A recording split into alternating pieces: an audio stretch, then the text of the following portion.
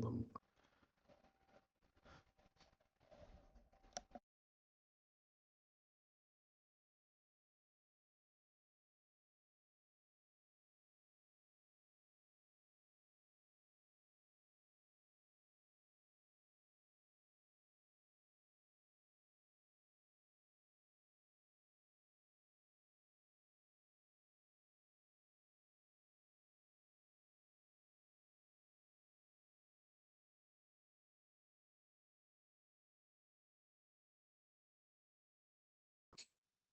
Aparece aí já para vocês? Pra mim tá aparecendo. Pra mim Sim. também. Pode ir. Beleza. Você vai gravar, Gustavo? Tá gravando aqui. Ah, então beleza. Vamos começar então? Oba. Tá, então vamos lá. Então, bom, a gente vai dar continuidade à aula de inseminação artificial em éguas, né, para a gente terminar. E aí a próxima aula, ainda tem aula semana que vem, né, Ana? Tem.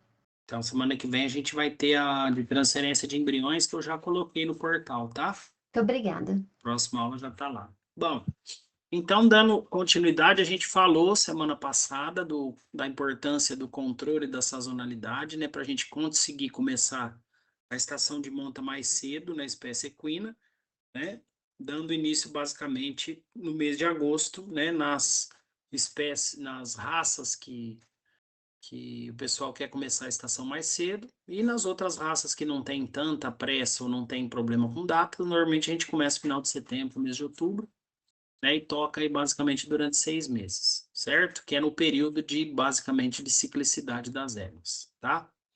Bom, começando a estação de monta, então, o trabalho que a gente vai ter que fazer, né, para poder inseminar as éguas, então, é fazer um controle folicular bem eficiente, porque a égua, assim como a gente falou da cadela, é uma espécie que tem o período estrogênico longo, né? Então, não tem como você saber o dia que a égua vai chegar para ovular, né? O dia que ela vai estar no ponto de inseminar, se a gente não fizer um acompanhamento basicamente diário, né? Ou no máximo aí dia sim, dia não, para a gente poder tentar preconizar certinho o momento da inseminação. Então, por isso que é feito o controle folicular, a gente vai falar hoje aí, né? Tudo isso como que a gente faz. Basicamente, a gente já teve uma aula de palpação e ultrassonografias de égua, né? Agora a gente vai falar um pouquinho mais a fundo como que é feito, então, esse controle folicular, até a égua chegar no momento do pico de estrógeno, para a gente poder induzir a ovulação. E aí, induzindo a ovulação com hormônio, né, com GnRH ou HCG, a gente consegue programar a ovulação dela. Programando a ovulação dela, aí sim a gente pode programar a nossa inseminação artificial de acordo com o sêmen que a gente for usar, né? Se for sêmen fresco, se for sêmen refrigerado, se for sêmen congelado, como a gente já falou. Bom, e aí, né, essa égua, basicamente, se ela for uma matriz, o que a gente considera matriz doadora? Matriz é a égua que só vai emprenhar. Então, a gente vai controlar e inseminar para deixar ela prenha, tá? E a doadora de embriões é aquela égua que a gente não vai deixar ela prenha. A gente vai inseminar da mesma forma, vamos controlar, inseminar, e aí, basicamente, acompanhar a ovulação para marcar o dia exato da ovulação, e aí sim a gente marcar a transferência de embrião, que em média, né, vai ser 7, 8 dias depois que ela tiver ovulado. E aí a gente coleta o embrião e transfere para uma receptora. Mas isso aí vamos deixar para a próxima aula, que é assunto da próxima aula, transferência de embriões. Então hoje a gente vai ver como que é feito esse controle folicular, até o momento da indução, a indução da ovulação em si, e depois a inseminação artificial propriamente dita, de acordo com o sêmen que a gente vai utilizar. Beleza? Vamos lá. Bom, só lembrando que não só na égua, mas em todas as espécies, antes a gente começar um trabalho reprodutivo, a gente tem que fazer um bom exame ginecológico, justamente para, se a égua já tiver alguma patologia, algum problema, né, ou a gente descartar se for alguma coisa mais grave, né, principalmente congênita, hereditária, ou se for uma patologia adquirida, a gente fazer um tratamento, deixar ela em condições aptas para entrar na reprodução com chance maior de ser fertilizada. Então, por isso que é importante a gente já fazer o exame ginecológico no início da estação, porque é no início da estação que a égua começa a ciclar, e como a gente já falou, é no estro que a gente vai ver mais alterações, principalmente uterinas, né? Que é a patologia mais comum aí de a gente encontrar nos programas reprodutivos aí. Então, é muito importante esse exame ginecológico, né? No primeiro cio, basicamente, no início da estação, para a gente ver se está tudo bem com essas éguas antes de iniciar, né, o programa. Bom, o controle folicular, gente, então, o que que significa isso? O controle folicular é a gente fazer o controle, né, através de palpação e ultrassonografia dessa égua durante o estro, para preconizar o momento ideal, como a gente falou, para induzir a ovulação, para poder programar a inseminação dela. Então, basicamente, o controle folicular ele vai começar ser feito com uma rigorosidade maior quando a égua chegar nesse ponto que vocês estão vendo aí, já com folículo dominante, né? Então, do lado esquerdo é uma imagem de um ovário com 4 folículos menores e já um folículo dominante. Então, a gente já sabe que esse folículo atingiu a dominância, é aquele folículo, né, que tem mais receptores para FSH e ele cresceu mais que os outros. A partir desse momento, esse folículo dominante ele vai continuar crescendo, né, até chegar no pico de estrógeno e depois ele vai sofrer uma maturação para ovular.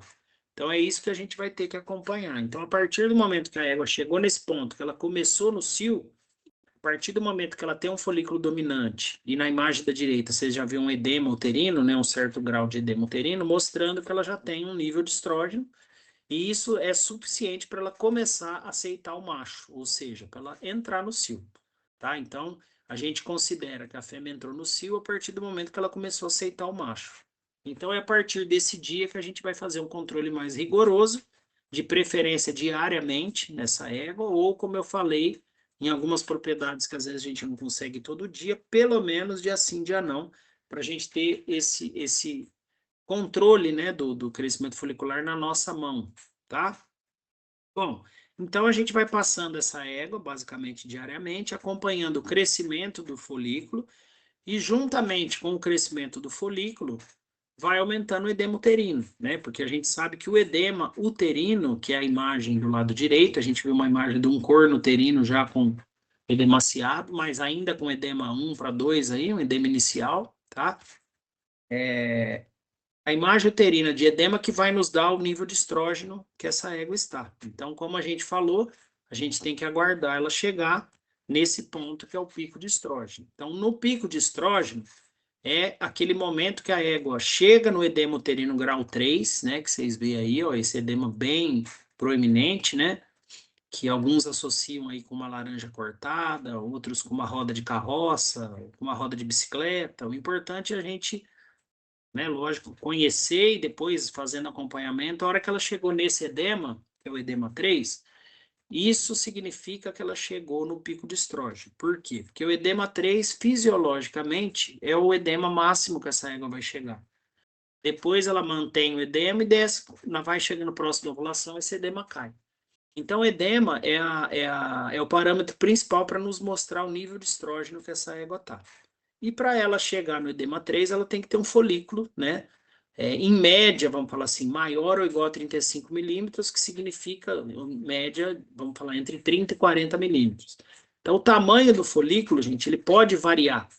Aquelas éguas rápidas que a gente falou, elas chegam normalmente nesse pico de estrógeno com folículo um pouco menor, né? As éguas médias com folículo aí mais média entre 35 e 38 milímetros, e as éguas que têm um período estrogênico mais longo, elas costumam demorar mais para chegar nesse ponto de pico de estrógeno, chegando às vezes aí com 40, 42, 45 milímetros. Então, por isso que o tamanho do folículo ele pode variar individualmente de égua para égua. Agora, o edema uterino não. O edema uterino ele só vai chegar no grau 3 a hora que a égua indivíduo chegar no pico de estrógeno dela. Por isso que o parâmetro mais fidedigno para a gente saber o momento da indução da ovulação, ou seja, o momento que a égua chegou no pico de estrógeno, é o edema uterino, né? Claro que para que ela tenha um edema uterino grau 3 fisiológico, como a gente está vendo aí, ela tem que ter um folículo de um tamanho, né? Basicamente entre 30 a 40 milímetros, para poder estar produzindo esse edema, né? Ou seja, para estar produzindo estrógeno, né, o líquido folicular, suficiente para dar esse edema. Tá? Então, isso que a gente vai acompanhar basicamente. A gente vai palpar essa égua diariamente, fazer imagem ultrassonográfica, avaliar esse folículo que está crescendo, avaliar o edema uterino, e aí, né, com a avaliação das duas coisas, né, juntas, né, tanto a avaliação do folículo dominante aí que está crescendo, quanto o edema uterino, que a gente vai chegar num consenso e conseguir ter certeza que ela chegou no pico de estrógeno. Então, esse momento de pico de estrógeno que a gente espera a égua chegar para poder induzir ovulação. Lembrando um pouquinho daquela aula de neuroendocrinologia que a gente teve, né? Mas por que que eu tenho que esperar esse momento para induzir ovulação? Porque a gente sabe que para induzir ovulação, ou seja, para a égua ter uma ovulação, ela precisa do pico de LH, correto? E para induzir ovulação, a gente precisa aplicar uma droga que seja um LH, né? Ou um outro hormônio que vai estimular a hipófise a produzir mais LH, que seria o GnRH, esse hormônio, tá? Então, para que ocorra esse pico de LH num nível máximo, para essa égua realmente ovular e não ter um problema de falha ovulatória, não formar um folículo no ovulatório, né, ela tem que ter um LH no nível máximo. E para que isso aconteça, a gente tem que ter um aproveitamento máximo desse LH. Então, por que que a gente espera a égua chegar no pico de estrógeno para poder induzir ovulação? Porque é o estrógeno que disponibiliza receptores para LH na parede do folículo pré-ovulatório. Então, esse folículo que vocês estão vendo, né, na parte interna dele, nas células da granulosa, é onde ficam os receptores para LH. Então, quanto mais estrógeno, mais receptores vai ter. Por isso que a gente espera a égua chegar no pico de estrógeno. Porque ela estando no seu nível máximo de estrógeno, a gente sabe que ela tem o máximo, né, a maior quantidade de receptores para LH na parede do folículo. Sendo assim, é o melhor momento para a gente induzir ovulação, ou seja, é o momento que a gente vai ter um aproveitamento melhor desse LH. Então, dessa forma, a gente vai ter um sucesso maior na indução de ovulação, no pico de LH e, consequentemente, na ovulação dessa égua. Tá? Por isso que a gente espera esse momento para induzir ovulação. E para a gente saber o dia que ela vai chegar nesse momento, eu preciso acompanhar a égua praticamente diariamente durante o estro, né? Que em alguns dias aí de acompanhamento ela vai chegar no ponto da gente poder induzir ovulação, para aí sim a gente inseminar essa égua. Quando a gente induz ovulação, gente, a gente programa a ovulação da égua. Outro ponto importante da gente induzir já no pico de estrógeno, no dia que ela chega no pico de estrógeno, é eu não perder o time para ela não começar o pico endógeno dela. Porque a gente sabe que toda égua, a partir do momento que se inicia o pico de LH, ela demora 36 horas para ovular, no mínimo. A partir de 36, a média que é de 36 a 42 horas. Mas então, o que significa que a partir de 36 horas que iniciou o pico de LH, ela já pode ovular. Então, o que que acontece? A gente precisa induzir a ovulação no dia que a égua chega no pico de estrógeno, justamente para a gente aplicar o hormônio e a gente controlar esse pico de LH. Então, se a gente aplica um hormônio antes da égua ter o pico de LH endógeno dela, porque se a gente não fizer nada, ela vai ter um pico de LH. Só que a gente não sabe quando vai se iniciar esse pico de LH dela. Por isso que, se a gente não induzir, deixar o negócio correr natural, ela pode ovular, mas ela pode às vezes demorar um dia, 2 dias, 3 dias para ovular, e aí a gente não tem como programar a inseminação e ficar lá por conta dessa égua esperando o dia que ela vai ovular. Então a gente não tem como preconizar isso. Por isso que a gente faz a indução. Quando a gente induz a ovulação, no dia que ela chega no pico de estrógeno, ela não iniciou ainda o pico de LH dela. Então, quando a gente aplica, né, o HCG ou um análogo do GnRH como indutor de ovulação, eu sei que essa égua vai ovular de 36 a 42 horas depois que a gente aplicou o indutor. Por isso que a indução é muito utilizada para a gente programar o momento da ovulação. Programando o momento da ovulação, a gente programa a nossa inseminação artificial. Então, isso que é o ponto básico, né, para a gente poder saber o momento ideal de inseminar essa égua de acordo com o sêmen que a gente for usar. Certo? Então, vamos lá. Bom, o que que a gente pode usar para indução de ovulação? Então, hoje, no mercado, a gente tem 2 medicamentos que funcionam para indução de ovulação da égua.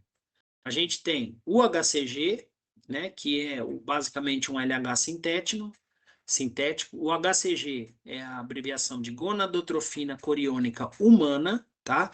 Então, esse hormônio, ele tem um efeito similar ao LH. Então, o HCG, quando a gente aplica ele na égua, ele se liga aos receptores na parede do folículo de LH e promove o pico de LH, tá? Então, ele tem uma ação, basicamente, como se fosse um LH mesmo, certo? O GNRH, para a gente utilizar na égua, ele tem que ser um análogo do GNRH, um desses dois que está escrito aí, ou deslorelina ou a estrelina. Por quê? Porque a égua, gente, como ela demora de 36 a 42 horas para ovular, ela precisa de um GNRH que mantenha 48 horas um pico, né, de GNRH, ou seja, com nível alto de GNRH. E os GNRHs de vaca, os outros GNRHs que a gente tem no mercado feito para vaca, eles têm um pico de 24 horas só. Então, se com 24 horas ele cair, a égua não vai ovular, porque a égua precisa de 36 a 42 horas para ovular. Então, o GNRH que a gente tem no mercado normal para bovino, ele só dura 24 horas. Por quê? Porque a vaca ovula em menos de 24 horas. Então, para o bovino, a gente não precisa de um GNRH de elongação com mais de 24 horas. Mas para a égua, a gente precisa de um GNRH de 48 horas. Então, o GNRH que a gente usa para vaca não serve para usar em éguas. A gente tem que usar um desses análogos que vocês estão vendo aí, a desorelina ou a estrelina, que são, na verdade, o que é a deslorelina ou a estrelina? São análogos do GNRH, ou seja, são GNRHs com uma molécula modificada para ter uma alongação. Então, resumindo, é um GNRH de elongação. Tá? Por isso que para égua a gente precisa usar um desses dois, ou a deslorelina ou a estrelina, que são análogos do GNRH, que vão ter uma ação de 48 horas, e aí sim a égua mantém um nível de LH por 48 horas suficiente para, um nível de GNRH por 48 horas suficiente para ela ovular. Bom, por quê? Porque o GNRH vai estimular a hipófise a produzir LH, tá? Então, esses dois hormônios, né, seja a deslorelina ou a estrelina, que a gente fala que é um GNRH, ou HCG, eles vão estimular o pico de LH, tá? Em algumas situações, como a gente falou na aula passada, do controle da sazonalidade, a gente pode usar o GNRH associado ao HCG, tá? Então, normalmente, na primeira indução da estação, como a égua ainda não teve uma ovulação, e como a gente falou na aula passada, ela vem com os níveis crescentes de GNRH, FSH e LH, normalmente, quando a gente vai usar o primeiro cio da estação, que a égua ainda não ovulou, que ela vem daquela fase de transição para ter a primeira ovulação, ou seja, ela ainda não tem um corpo lúteo, né? Ela veio do anestro, transição, e vai ter a primeira ovulação da estação. Então, a gente sabe que nesse primeiro ciclo, né, nesse primeiro cio da estação que a égua vai ovular, os níveis de LH, tanto o GNRH quanto FSH quanto LH, ainda não estão nos níveis ideais. Então, ela pode ter um nível mais baixo de LH, e a hora que a gente induzir, se a gente usar um indutor só, pode ser que não seja suficiente para ela ovular, e mesmo a gente induzindo, às vezes ela tem uma falha ovulatória e forma um folículo anovulatório e não ovula. E aí, se ela não ovular, o óvulo fica preso dentro do ovário, aí a gente não adianta, a gente inseminou, perdeu o sêmen e não vai conseguir fertilizar. Então, para prevenir isso, né, vamos falar assim, para a gente ter menos chances de ter uma falha ovulatória, ou seja, para a gente ter uma chance maior dessa égua ovular, nessa primeira indução da estação de monta, a gente usa os dois hormônios associados, tá? Por quê? Porque quando a gente usa os dois associados, a gente vai ter um sinergismo nesse pico de LH, porque a gente vai ter o LH sendo produzido de duas formas, né? Produzido não, mas estimulando o aumento do LH por duas vias diferentes. E quando a gente faz isso, a gente consegue ter um pico de LH mais alto. Dessa forma, a gente vai prevenir que ocorra uma falha na ovulação. Bom, então eu vou explicar um pouquinho para vocês do mecanismo de ação Deixa eu só ver um negócio aqui. Não vai ter. Tem que explicar aqui nesse slide. Então, eu vou explicar um pouquinho para vocês do mecanismo de ação dos dois hormônios, para vocês entenderem o porquê que é interessante a gente associar eles no início da estação de monta, que é uma época estratégica, né, ou uma estratégia para a gente tentar evitar essa falha ovulatória, ou seja, garantir que a égua tenha um percentual maior de ovulação, nessa primeira ovulação do ano.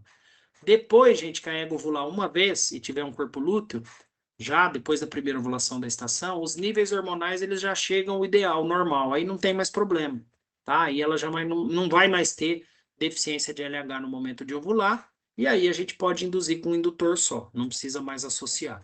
Então, essa associação dos indutores a gente usa na primeira ovulação da estação, no finalzinho da estação, quando a égua também está quase parando de ciclar, se o cara ainda quer usar aquele cio, ainda fazer algum embrião, alguma coisa, a gente pode usar nos extremos, né? Que seria no primeiro e no último cio da estação, que às vezes seria interessante para tentar evitar falhas ovulatórias. E mesmo durante a estação de monta, que às vezes acontece alguma égua idosa, alguma doadora de embrião mais velha, que às vezes começa a ter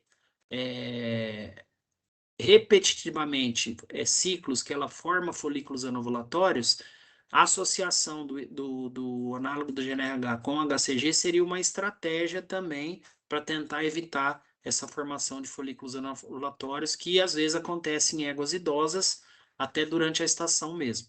Isso já é fato, por quê? Porque a gente sabe que as éguas idosas, elas já têm um nível mais baixo de LH, elas têm uma deficiênciazinha de LH devido à idade, né? Isso já é esperado acontecer. Então, as éguas idosas, elas têm uma incidência maior de formação de folículos anovulatórios. Então, a gente, quando a égua tem um problema desse, que ela começa a apresentar ciclos consecutivos com falha ovulatória ou com formação de folículos anovulatórios, aí é uma estratégia que a gente pode utilizar associando o GNRH com HCG no momento da indução, da ovulação, para tentar prevenir isso daí, tá? Bom, então vou falar um pouquinho como que é o mecanismo de ação desses hormônios para vocês entenderem o porquê que a gente associa nessas situações aí como estratégia para inibir uma falha ovulatória. Vamos lá. Primeiro, então, o HCG. O HCG, que é a gonadotrofina coriônica humana, né? Ele funciona da seguinte forma. Quando a gente aplica na égua, a gente faz normalmente já intravenoso, porque ele pode ser feito, tá? Intravenoso.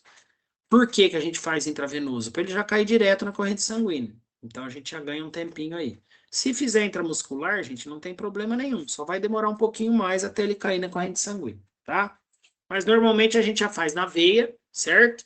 E aí, esse HCG caindo na corrente sanguínea, para onde que ele vai? Ele vai lá para a parede daquele folículo dominante que a égua tá para ovular. Então, aquele folículo que está no pico de estrógeno, cheio de receptores para LH, é lá que o HCG vai. Ele vai via corrente sanguínea, chega no ovário, se liga aos receptores na parede do folículo e já inicia o pico de LH.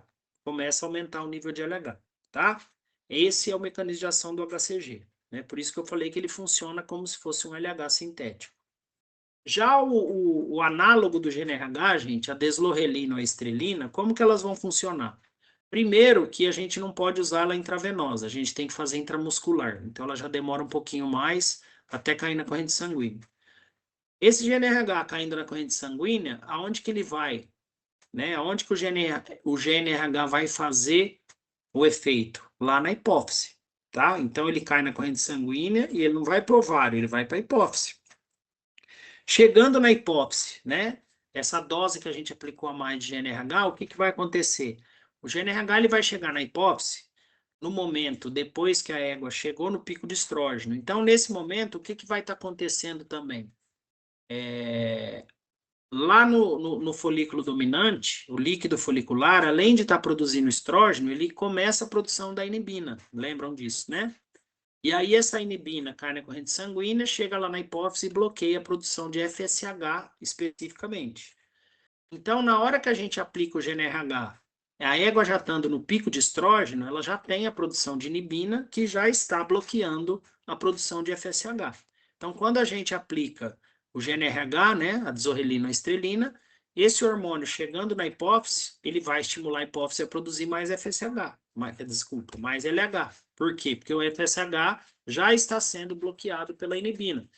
Então, aí o GNRH estimula a hipófise a produzir LH, e aí esse LH produzido pela hipófise que vai cair na corrente sanguínea e que aí vai em direção ao ovário, onde está o folículo dominante. Se liga aos receptores e começa a aumentar também o nível de LH.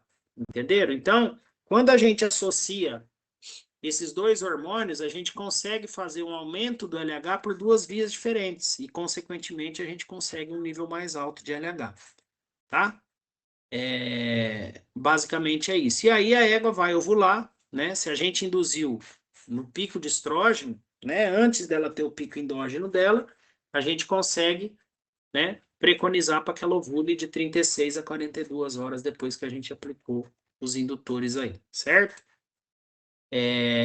Bom, aí às vezes a pessoa fala assim, mas porque se é tão interessante, né? É um pensamento que normalmente, né, quando a gente começa a estudar tal, a gente vai começando a pensar essas coisas. Então, assim, a gente sabe que o LH, gente, ele é importante em 3 pontos, basicamente. Ele é importante na maturação do óvulo, correto?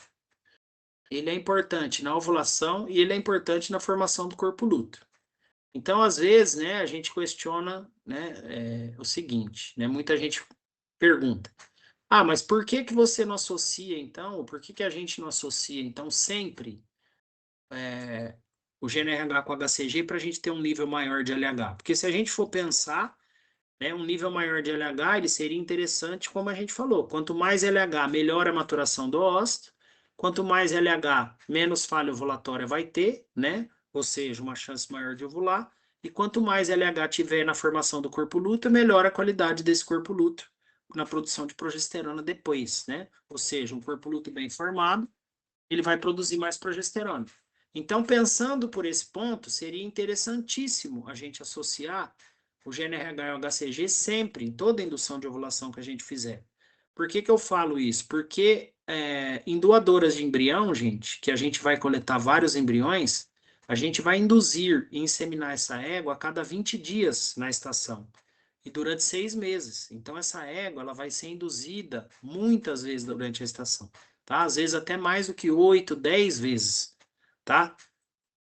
Por isso que a gente fala isso, porque a matriz ela vai ser induzida uma vez, inseminou, tá tudo bem, o sêmen tá bom, a matriz tá boa, ela vai emprenhar. Então você não vai ficar induzindo ela mais vezes, é uma vez só, emprenhou, acabou. Agora, na doadora de embriões, que é a nossa preocupação, porque é uma égua que vai ser induzida várias vezes durante a estação. Então, se a gente pensar por esse ponto que eu falei para vocês, seria interessantíssimo a gente associar as duas drogas, os dois hormônios, à estação inteira, justamente para a gente ter, né, todos esses benefícios que eu falei aí que o LH proporciona, tá? Só que tem um porém. O HCG, a gente tem trabalhos que mostram isso, que o HCG, a partir da terceira aplicação consecutiva, ele induz a formação de anticorpos anti-HCG. E aí ele não funciona mais. Então, seria muito bom se a gente pudesse, como eu falei para vocês. Só que, se a gente começar a usar o HCG junto com o GNRH em toda a indução, depois da terceira aplicação ou da terceira indução, ele não vai fazer mais efeito, tá? Então, por isso que a gente não usa os dois associados sempre. A gente tem que ter o HCG como uma carta na manga para a hora que eu precisar aumentar o nível de LH, eu tenho uma droga que funcione, tá? O GNRH, o análogo, seja o estrelinho ou seja a desorrelina, não tem esse problema. Esse sim eu posso aplicar a vida inteira da égua que ele vai funcionar e não vai ter problema. Então, esse a gente usa a estação inteira. Então, o que que normalmente a gente faz de estratégia? Na primeira ovulação da estação, que a égua ainda estão com os níveis mais baixos de LH, a gente associa o HCG com a desorrelina com a estrelina. Beleza. A égua ovulou uma vez, eu paro, só continuo induzindo essa doadora com análogo do GNRH. Por quê? Porque eu vou deixar o HCG. Se por acaso, na estação, por algum motivo, ela começar a ter formação de folículos anovulatórios, eu tenho o HCG ainda, que eu posso lançar a mão de fazer uma segunda aplicação, ainda funcionando e ainda sem causar formação de anticorpos anti-HCG. Por isso que a gente não deve ir usando o HCG repetitivamente, porque a hora que eu precisar ele não vai funcionar mais. tá? Então a gente tem que largar ele sempre com uma carta na manga para quando eu precisar ele fazer o efeito que a gente espera. Ok? Então, resumindo, é isso. A primeira indução a gente associa o GNRH com o HCG e as ovulações sequentes durante a estação, se for uma doadora de embrião ou uma receptora, a gente vai induzir só com o GNRH. Beleza? Entenderam? Ou tem alguma pergunta, alguma dúvida?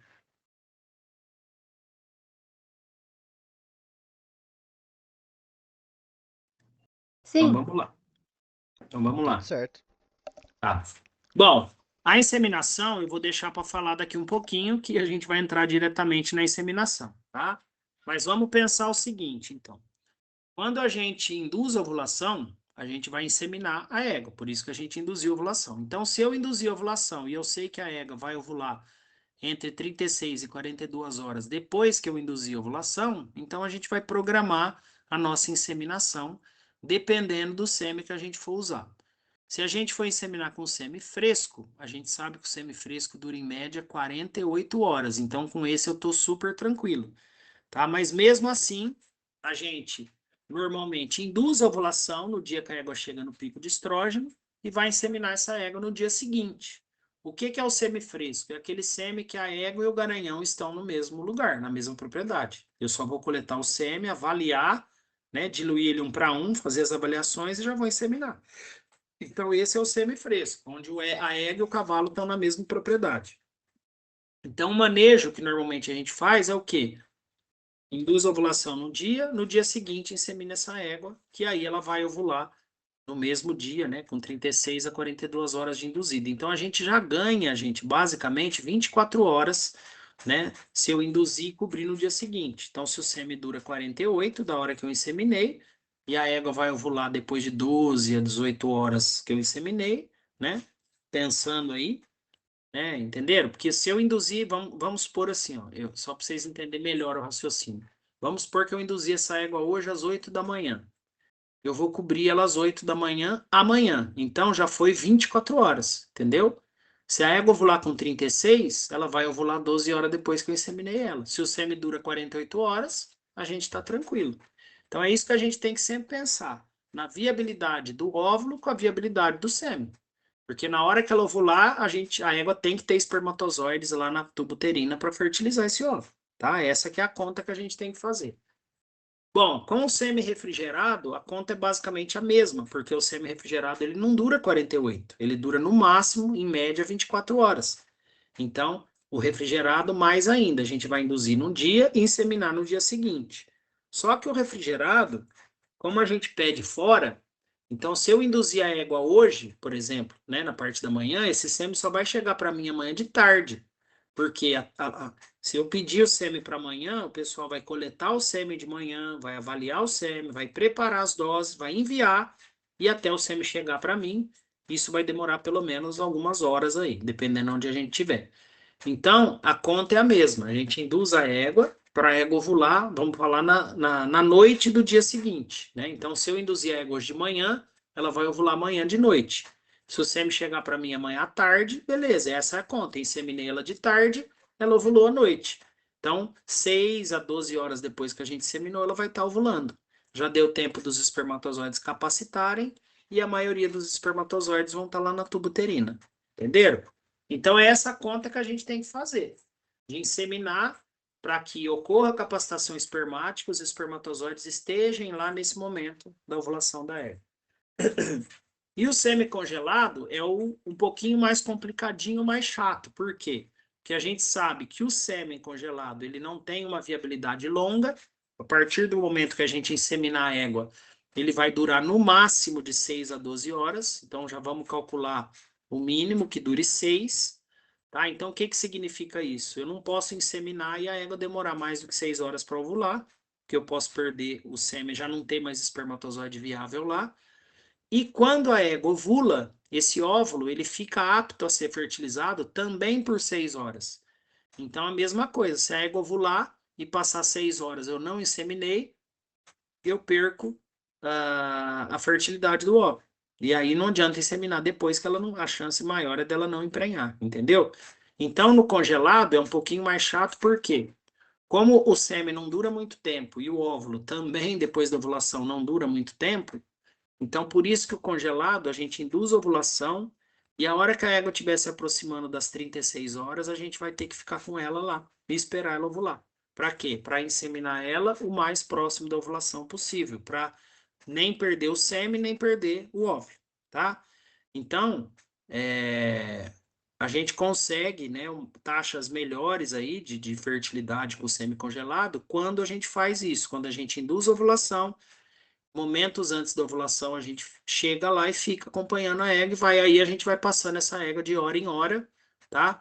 Até ela ovular. Na hora que ela ovular, a gente insemina ela.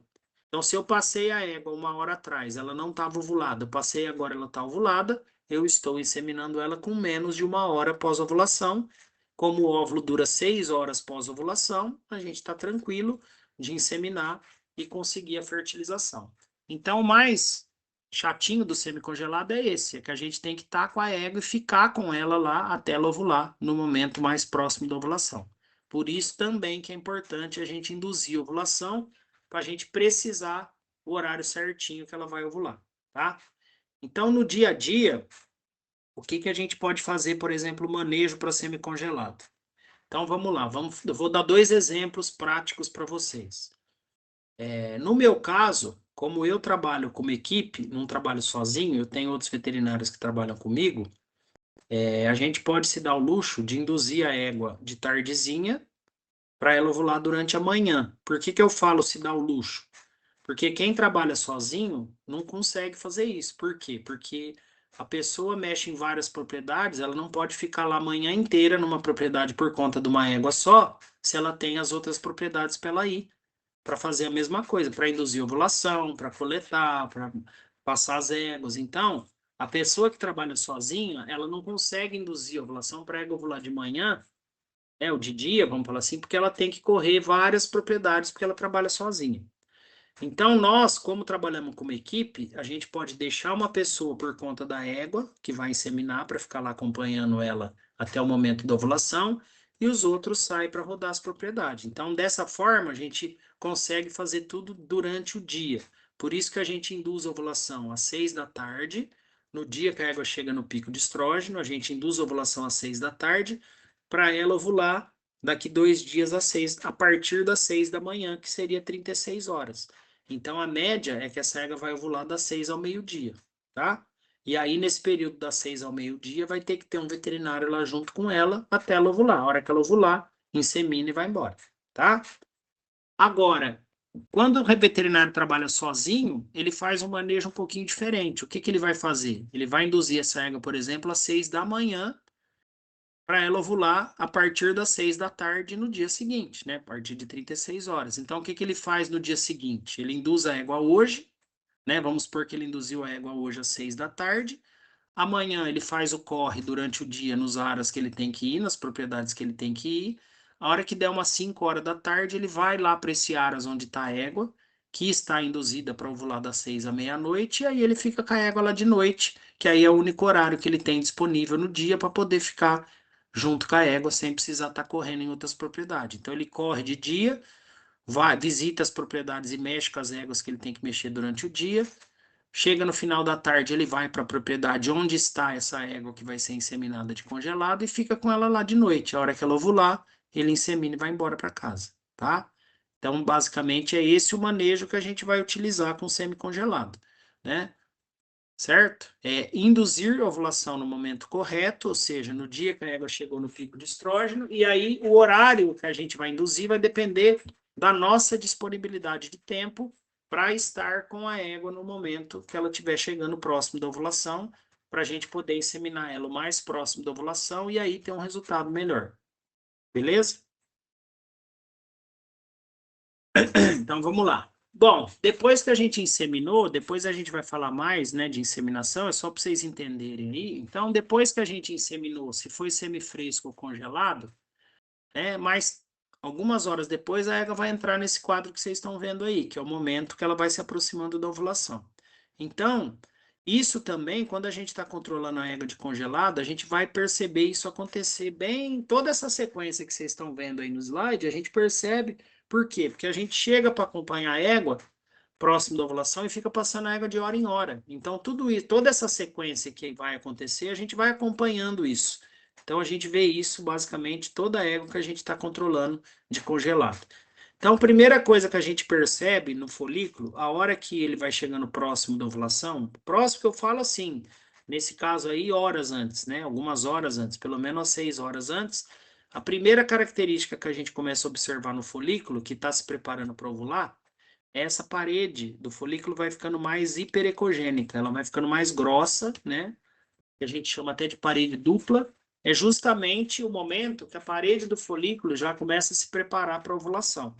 E por que que ela fica mais hiperecogênica, mais grossa? Porque as células da granulosa da parede do folículo começam a se edemaciar para preparar para a ovulação. E as células edemaciando, consequentemente, a parede fica mais grossa e ela fica mais hiperecóica na imagem. Por isso que a gente começa a ver essa parede mais, né, brilhante, mais ecogênica do folículo. Então, isso já é um sinal que esse folículo está começando a se preparar para ovular. Depois, na sequência das horas aí, a gente vai perceber essa imagem que vocês estão vendo, a 2 e a 3, onde o folículo já vai embicando para a fossa da ovulação. Né? Então, o folículo, dependendo da posição que ele tiver no ovário, ele vai fazendo esse bico, direcionando a parte dele onde vai ocorrer a ruptura da parede, direcionando para a fossa da ovulação, tá? E depois aí na imagem 4, né, 3, 4, a gente já vê a hora que o folículo rompe a parede e começa a extravasar o líquido folicular juntamente com o óvulo. Então, isso que é o momento da ovulação. A hora que a parede do folículo se rompe, extravasa esse líquido folicular juntamente com o óvulo, e tudo isso vai em direção à tuba uterina, né? Esse óvulo vai para a tuba uterina, e aí na imagem 5, 6, a gente vê o quê? O que sobrou da ovulação. Então é a parede do folículo, né? Um restinho de líquido folicular, sofrendo já uma colabação aí. Aí nesse momento também já começa aquele sangramento que teve da ovulação, começa a formar um coágulo, e essa estrutura aí, sob a ação do LH, começa a formar o corpo lúteo, que inicialmente, vocês veem na imagem 6 aí, a gente chama de corpo hemorrágico. Por que corpo hemorrágico? Porque é esse início da formação do corpo lúteo, onde a gente tem basicamente no ovário o resto da parede do folículo que ovulou, um restinho de líquido, um pouquinho de sangue, que vai formando um coágulo aí, né? Devido ao sangramento, e sob a ação do LH, isso vai se organizando. Inicialmente, a gente vê essa manchinha ecogênica no ovário, mais hiperecogênica no local onde estava o folículo, a gente vê essa mancha mais esbranquiçada, que é o corpo hemorrágico, que é o início, basicamente, da formação do corpo lúteo, tá? Bom, no dia seguinte, então, vamos pôr numa égua que eu inseminei de refrigerado ou de fresco. Então, eu não vou ficar esperando essa égua ovular. Eu chego lá, né, com 30 e poucas horas, insemino a égua e vou embora para casa. Eu sei que o semi dura 24 horas, né, o refrigerado, se for o fresco, dura mais ainda, dura 48, então eu posso inseminar e ir embora para casa. No dia seguinte, depois de 48 horas de induzida, eu volto lá para ver se a égua ovulou. E se ela já está com mais de 48 horas, a tendência é que ela esteja ovulada, que ela tenha ovulada à noite, né? Então, o que a gente espera no dia seguinte é isso aí, vocês estão vendo aí. Na imagem do lado esquerdo, um corpo lúteo já mais formado, né? A gente já vê ele mais hiperecogênico. Na imagem da esquerda é um ovário com a presença do corpo lúteo se formando ali. E do lado direito, um útero já sem edema. Vocês percebem que a gente não vê mais aquelas dobras, né? Aqueles rainhos que a gente via no útero. Aquilo que é o edema. Isso aí é um útero sem edema. Então a gente vê um corte do corno uterino aí, né? Um corte cilíndrico, vamos falar assim, né? Um corte transversal do corno uterino, mas a gente já não vê edema uterino mais. Por quê? Porque a égua já ovulou e o estrógeno já baixou, tá? Então, isso é o que normalmente a gente espera encontrar no dia seguinte pós-inseminação. No caso do semicongelado, a gente vai inseminar a égua ovulando ou já recém-ovulada. Então, a gente já vai saber que ela ovulou no dia da inseminação, mas mesmo assim é importante a gente avaliar ela no dia seguinte. Claro que a ovulação a gente já sabe que ela está ovulada, né? Porque a gente inseminou ela ovulada. Mas é muito importante essa avaliação no dia seguinte também para a gente ver o útero, né, gente? Lembre-se que a gente já teve aula que algumas éguas principalmente doadoras de embrião mais velhas, elas chegam a um ponto que elas começam a desenvolver aquela endometrite pós-cobertura. Então, eu só vou saber se a égua desenvolveu uma endometrite pós-cobertura se eu avaliar ela no dia seguinte da inseminação, ou seja, no dia seguinte para ver a ovulação. Então, nesse dia é importante tanto a gente conferir a ovulação, quanto a gente avaliar o útero para ver se a gente não precisa fazer nada nesse útero, tá? Bom, aí então, a evolução, né, do corpo lúteo, então aquele corpo hemorrágico pós-ovulação que a gente falou, essa imagem já é 12 horas pós-ovulação, então você vê que esse coágulo e a parede do folículo já vão se organizando e essa é a estrutura que vai formar o corpo lúteo sob a ação do LH em 4 dias aí de formação. Nessa imagem a gente vê esse corpo lúteo, ó, com 12 horas pós-ovulação, você já vê ele bem maior e mais ecogênico, depois ó, com 18 horas, com 24 horas, então a gente percebe que ele vai ficando cada vez maior e mais organizado e mais ecogênico. Isso é a tendência da formação do corpo lúteo. Então o corpo lúteo, aquela estrutura que vocês viram no slide anterior, que seria um corpo hemorrágico no primeiro dia pós-ovulação, depois de 2 dias já, de 24 horas, a gente já vai ter essa constituição dentro do ovário, ou seja, o corpo lúteo já formado, só que ele ainda vai crescer mais até o 4º dia, que é a imagem ultrassonográfica que a gente vê à direita aí, já um corpo lúteo bem formado, no caso aí já é um corpo lúteo de 4 dias, já bem formado, ó, com uns 30 milímetros de diâmetro, né, que é o que a gente espera, que tenha, né, uma média de 30 milímetros de diâmetro para ser um corpo lúteo de boa qualidade. Bom, aqui só para falar um pouquinho aí dos folículos anovulatórios, só para mostrar para vocês. Então, quando a égua não ovular, né, basicamente é isso que vai acontecer, né? Por isso que é importante a gente induzir ovulação, como a gente falou, e naquelas épocas estratégicas, né, na primeira ovulação do ano, né, a gente usar associado justamente para evitar que aconteça isso daí. A luteinização das células e a formação de um folículo ovulatório que não ovulou. Então, se não ovulou, o ócito ficou retido dentro do folículo, não vai ter fertilização, tá? Então, esses são 2 tipos. Esse é um folículo que luteinizou, né? A gente vê células luteinizadas aí, que ele pode fazer isso e depois ele começar a regredir. E um folículo anovulatório hemorrágico. O hemorrágico, ele começa igual o que luteinizou, só que de um dia para o outro, depois de 48 horas que ela já mostrou que não ovulou, né? Então, a gente avalia a égua 48 horas depois de induzida, a gente vai ver que ela não ovulou, aquele folículo começa a encher de pontos ecogênicos, isso a gente já sabe que não vai virar nada, que não vai ovular. E aí, normalmente, no dia seguinte, a gente vai avaliar de novo, já com 72 horas, que aí a gente vai pegar essa imagem de folículo hemorrágico. Então, o folículo não ovula, depois no próximo dia ele tem uma hemorragia interna do folículo e ele vai ficar com esse aspecto que vocês estão vendo. Ele fica enorme na mão, na hora que a gente palpa a gente já percebe, e essa imagem cheia de trabéculas, isso aí é a fibrina do sangue, por isso que fica essa imagem trabeculada, que vocês estão vendo na imagem maior à direita aí.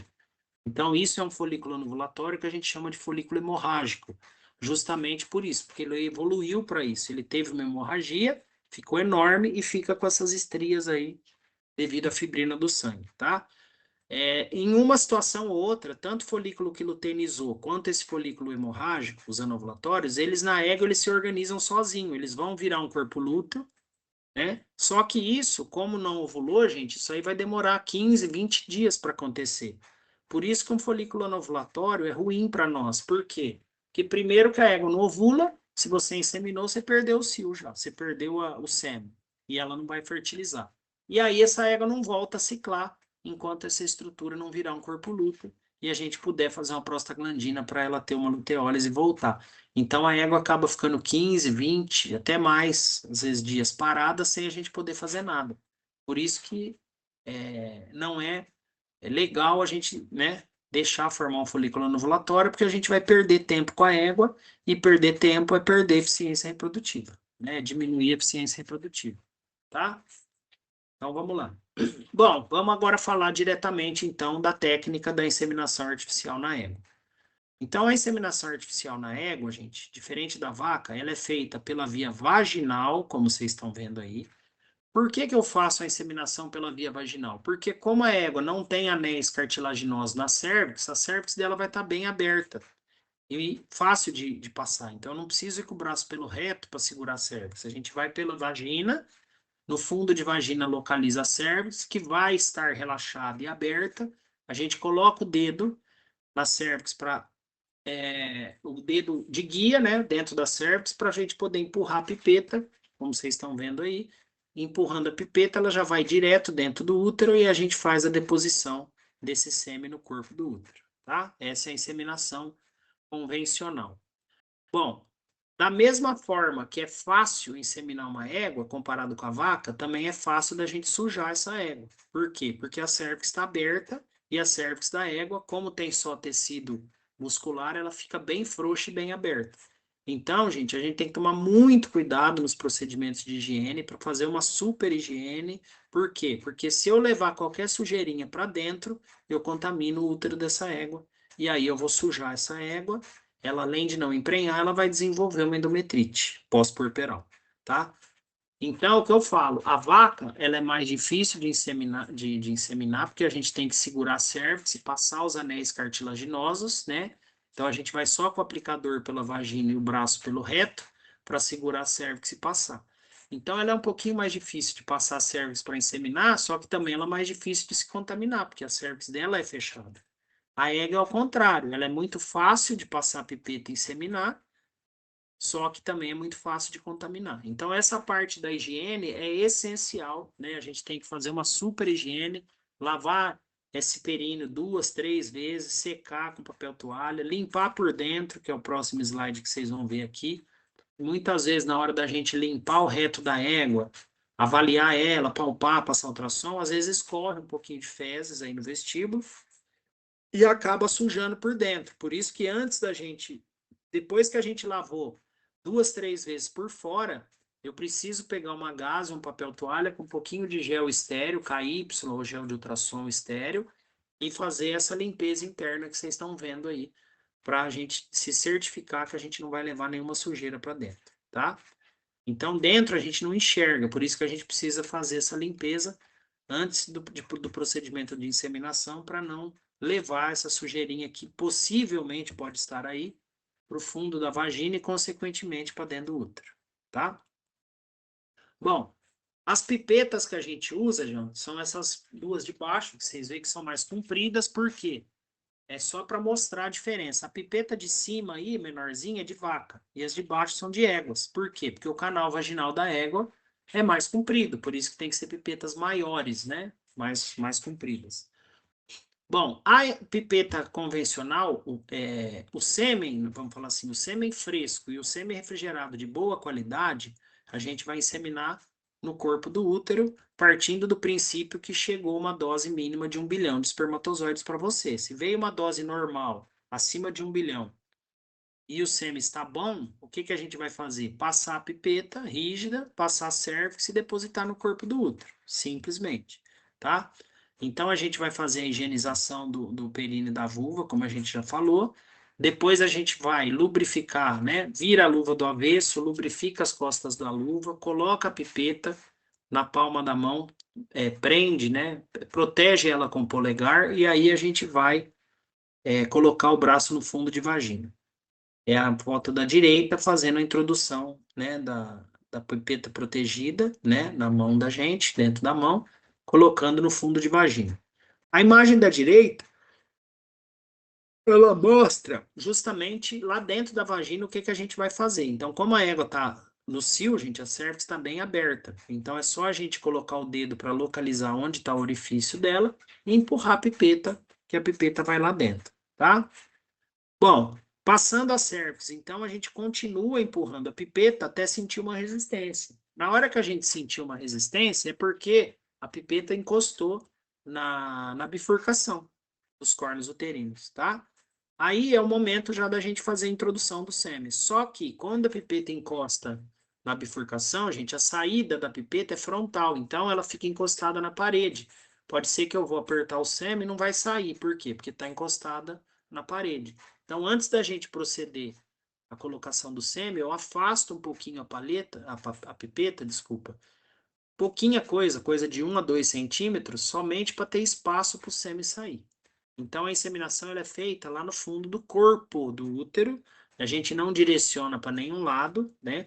Por quê? Porque a gente tem 1 bilhão de espermatozoides, um sêmen de qualidade boa, então eu posso fazer a inseminação convencional, que seria no corpo do útero, né? Uma dose no mínimo de 1 bilhão de espermatozoides, tá? Então, é o que está escrito aí, ó. Chega lá, sentiu a resistência, volta um pouquinho para trás e injeta o sêmen, né? No corpo do útero.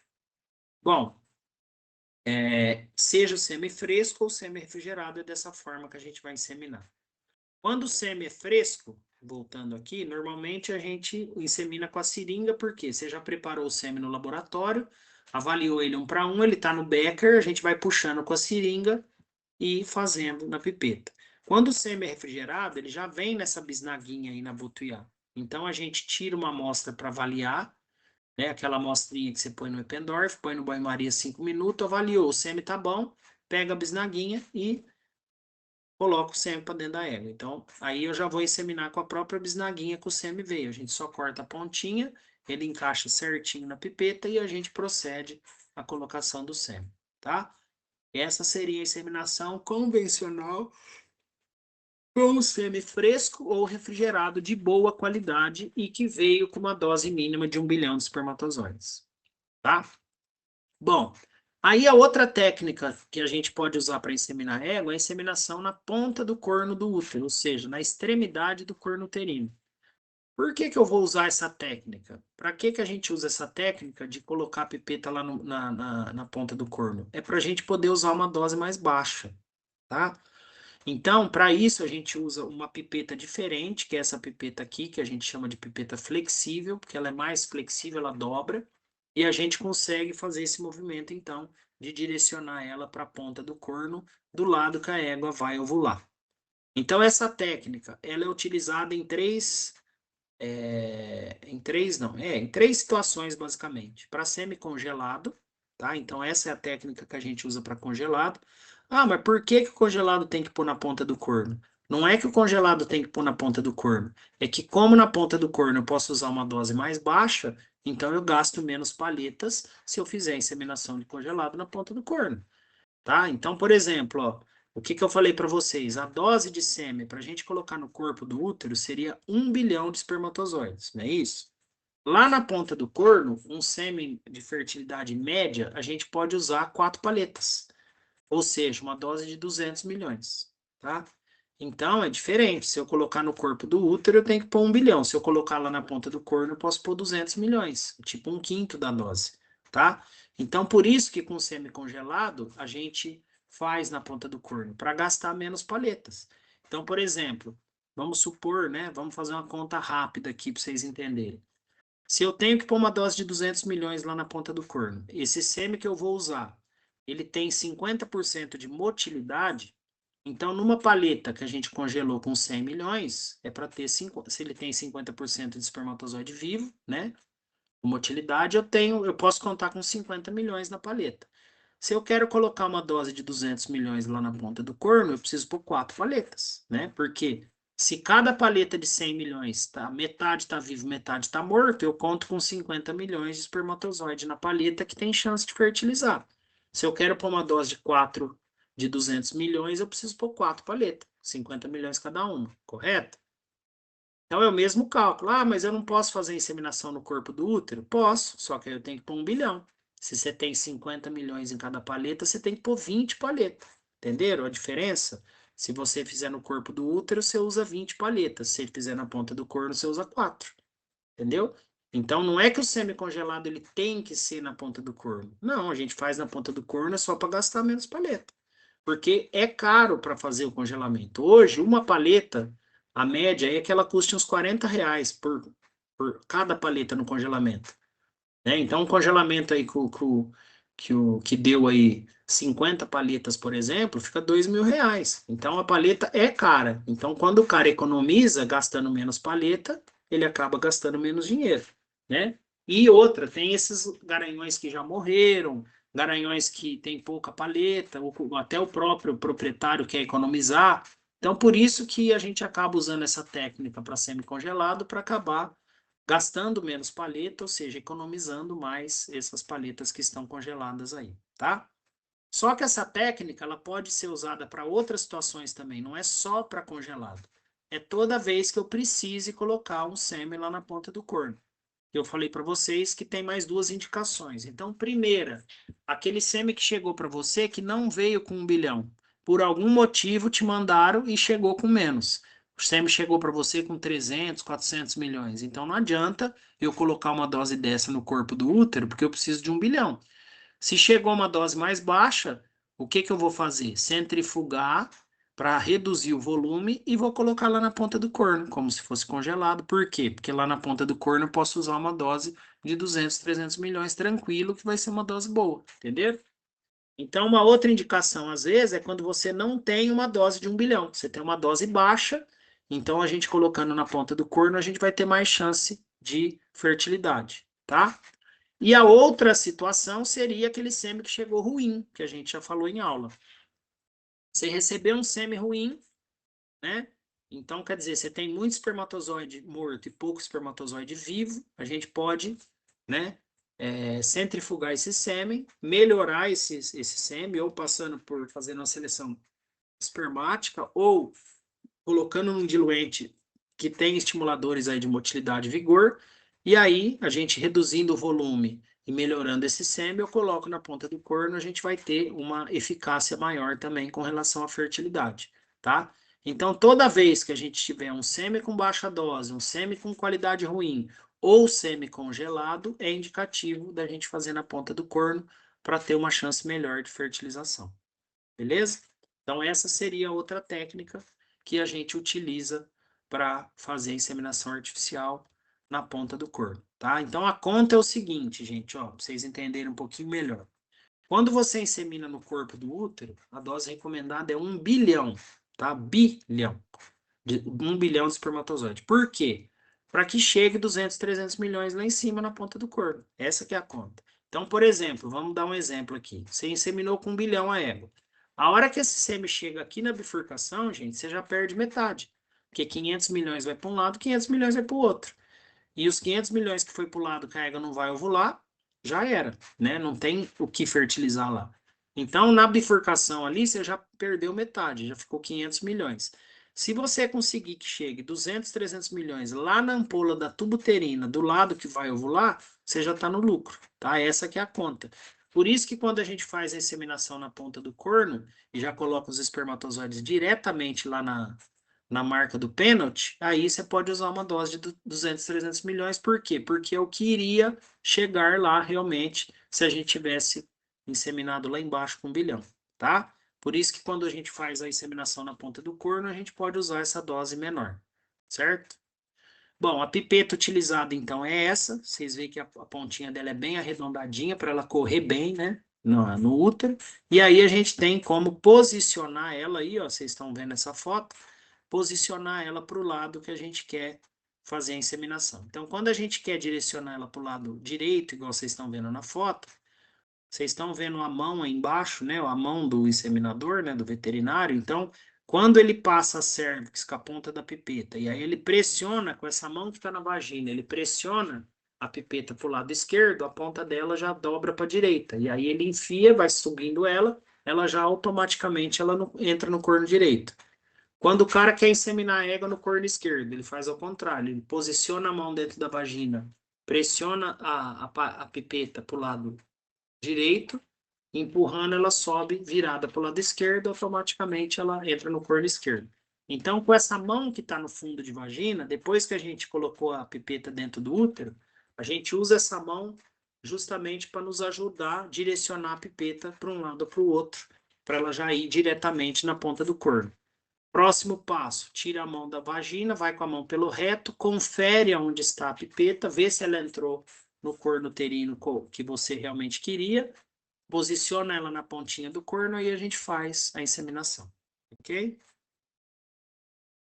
Então aí mostrando, né, falando que a importância, né, do volume baixo, então utilizar sempre um volume baixo de 1 a 2 ml, tá? A gente pode utilizar para quê? para que esses espermatozoides que a gente colocou, eles já fiquem realmente lá e já comece a se aderir nos reservatórios de espermatozoide e vão entrando para tubo uterino. Não adianta a gente fazer a inseminação na ponta do corno com o sêmen do jeito que chegou num volume alto. Por quê? Porque os cornos são mais altos que o corpo. Então, quando você joga um volume alto lá, aquilo lá lava a ponta do corno e desce para baixo. Então, é ilusão. Você está achando que está pondo o sêmen na ponta do corno e não está, porque você está esguichando lá, ele está descendo para baixo. Então, para a gente colocar os espermatozoides lá, o sêmen lá e os espermatozoides ficarem, eu tenho que fazer um volume baixinho para não ter esse refluxo, para o sêmen descer de volta para o corpo. Então, a gente coloca lá na pontinha, vai inseminando devagarzinho e esses espermatozoides já vão entrando para tubo uterino. Beleza? Aqui uma ilustração, né, mostrando que a gente tem que ter alguém para nos ajudar, que aí você vai ter que ficar com o braço no reto da égua, né, segurando a pipeta, e do lado de fora alguém que vai ter que te ajudar a colocar a palheta aí, ó, que vocês estão vendo na pipeta, e depois o mandril de inox, que a gente vai empurrar essa palheta para proceder a inseminação, tá? Bom, então para a gente encerrar aqui, quando eu uso sêmen refrigerado, peraí, passei um. Quando a gente usa o sêmen fresco, como a gente vai inseminar no corpo do útero, eu tenho que usar uma dose no mínimo de 1 bilhão de espermatozoides móveis, né, ou viáveis. E se a égua não ovular em 48 horas, eu tenho que repetir a inseminação. Por quê? Porque ela demora, o sêmen dura 48 horas no máximo. O sêmen fresco, né, dura em 48 horas em média. Então, por isso que a gente induz a ovulação, para ver se para ela ovular, tá? Se por acaso ela não ovular, você tem que inseminar de novo, né? Induzir de novo e inseminar de novo. Que o sêmen só dura 48 horas. Mas, normalmente, se tudo correu bem, a gente controlou a égua direitinho, né? A tendência é que você induza e ela ovula de 36 a 42 horas, tá? A indução da ovulação, como a gente falou, pode ser feita com GNRH, com HCG, ou, se for a primeira ovulação do ano, associando os dois hormônios. Já o semi-refrigerado é a mesma coisa com relação à dose, a gente já falou disso. Então, a dose é no mínimo 1 bilhão de espermatozoides para colocar no corpo do útero, tá? Inseminar a cada 24 horas, por quê? Porque o semi-refrigerado não dura 48. Então, se você inseminou, no dia seguinte a égua não ovulou, você vai ter que inseminar de novo. Só que aí que é o problema, porque o sêmen refrigerado, ninguém vai te mandar sêmen todo dia. Você vai ter que esperar mais um dia e pedir o sêmen para o próximo dia. É por isso que é muito importante a gente induzir no momento certo, para que a gente insemine e ela ovule, para a gente não precisar, né, repetir a inseminação, tá? Então, lembrando disso, que o sêmen dura 24 horas. Então, como a gente falou no início da aula, né? Sempre induzir num dia e seminar no dia seguinte, para a gente já ganhar aí tempo, para que ela ovule, né? Algumas horas depois que a gente inseminar. A indução, a mesma coisa, pode ser com GNRH, com HCG, ou se for nessas épocas estratégicas, associando o GNRH com HCG. E por último, o semi-congelado, que como a gente falou, a dose inseminante vai variar de 100 a 400 milhões, como a gente fala em média de 200 a 300 milhões, porém, para usar essa dose, a gente tem que fazer na ponta do corno, como a gente acabou de falar, tá? E como a égua, como eu falei, o óvulo só dura 6 horas pós-ovulação, e o semi-congelado, ele dura em média 6 horas pós-inseminação, a gente tem que fazer esse controle para inseminar a égua o mais próximo da ovulação possível, né, para que na hora que ela ovule tenha espermatozoides para fertilizar o óvulo lá. E a indução a mesma coisa, posso usar qualquer um dos hormônios, GNRH, HCG e, se for no início, os dois associados. Beleza? Então era isso, gente, para a gente terminar essa aula. Se vocês tiverem alguma pergunta, alguma dúvida, aproveita e tirem dúvidas, que a gente está aqui para isso, tá? Beleza, pra mim tá tudo certo. Tá tudo tranquilo? Então, se ninguém tiver Por mim dúvida, também. então tá. Então a aula tá gravada, né, Gustavo? Você passa pro pessoal.